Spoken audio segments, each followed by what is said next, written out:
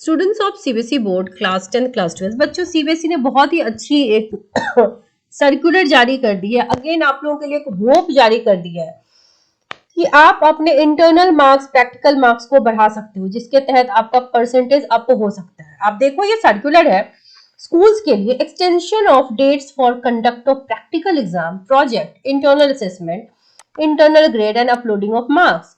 इसका ये मतलब है कि बहुत से स्कूल्स ने अब तक ये प्रोसेस पूरा नहीं किया है। हालांकि ये सर्कुलर जो है ये आपके दिसंबर में ही आया था, 11 दिसंबर को, प्रैक्टिकल के रिगार्डिंग और मार्क्स अपलोड के regarding. It has come to notice that some of the schools have not yet completed the activities mentioned और preferred time होने के बावजूद कुछ schools ने अभी तक नहीं किया है। तो ये आपके हित में है। कैसे? Above with the mentioned syllabus schedule time frame despite repeated reminders। CBSE ने रिमाइंडर्स पे रिमाइंडर्स दिए पर बहुत से स्कूल्स ने अभी तक अपलोड नहीं किए हैं। तो बेटा आप अपने स्कूल्स में पता करो। अगर प्रैक्टिकल के मार्क्स नहीं गए हैं अभी तक, हालांकि बहुत से स्कूल्स का ऐसा है, तो आप जो बच्चे हैं उसमें से कुछ बच्चे तो जरूर होंगे जिनके स्कूल्स ने नहीं भेजा होगा। तो देयर इज अ चांस अपने टीचर से रिक्वेस्ट कर सकते हैं, आप बात कर सकते हैं कि भाई थ्योरी तो खराब जा ही रही है, तो आप प्रैक्टिकल में प्लीज हमारे नंबर बढ़ा दो। ठीक है, 10th वालों का तो एक्सटर्नल भी नहीं आता, इंटरनल ही करते हैं सारी चीजें। तो आप अपने टीचर से रिक्वेस्ट करके जैसे भी हो मार्क्स अपना बढ़वा लो। ठीक है, क्योंकि यहाँ पे मार्क्स बढ़ सकते हैं, देयर इज अ चांस।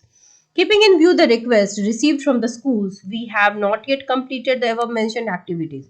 तो कहने का मतलब ये है कि अभी तक ये एक्टिविटी कंप्लीट नहीं हुई है। तो सीबीएसई ने लास्ट अपॉर्चुनिटी दी है for the conduct of practical examination या जो भी है टिल 31 मार्च। तो बेटा आपके पास एक विंडो पीरियड है जिसमें आप के स्कूल्स को विंडो मिला है, तो आपके लिए एक चांस मिला। ज्यादातर बच्चे अपने टीचर से तो करेक्टेड होते ही हैं, वो आपका प्रैक्टिकल लेते हैं, प्रोजेक्ट्स लेते हैं।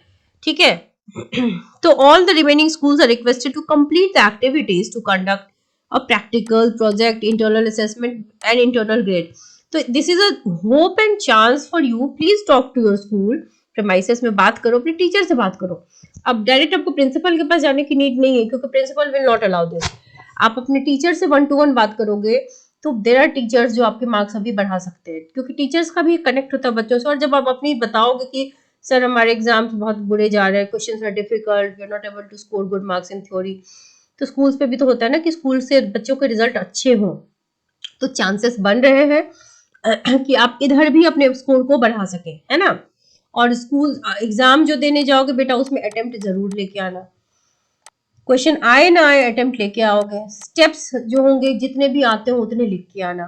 ठीक है, उसके अलावा पॉइंट वाइज लिखोगे, कीवर्ड्स हाईलाइट करके लिखोगे, अच्छे तरीके से नीट एंड क्लीन तरीके से लिखोगे। और क्वेश्चन पेपर जिनके डिफिकल्ट आए हैं बेटा उसमें मॉडरेशन पॉलिसी पक्की बातें लगेगी। और लास्टली जो बच्चे पास नहीं हो पाते हैं, सीबीएसई एक ग्रेस मार्क्स भी देती है, bonus marks are also provided. So ये सारी चीजें तो आपकी थ्योरी में बनती ही बनती है। प्रैक्टिकल के लिए आपके पास एक गोल्डन अपॉर्चुनिटी, जिसको बून कह सकते हैं, वो आपको मिल गया है। तो विदाउट डिले कल अपने टीचर से जरूर बात करना, जिन जिन सब्जेक्ट्स के जो जो टीचर्स है, टॉक टू देम, और फिर अपने मार्क्स बढ़वाने की पूरी कोशिश करो। ठीक है, क्योंकि आपको पता नहीं होगा, आपको लगता होगा हमारे मार्क्स चले गए, लेकिन क्या पता आपके स्कूल्स के नहीं गए हो।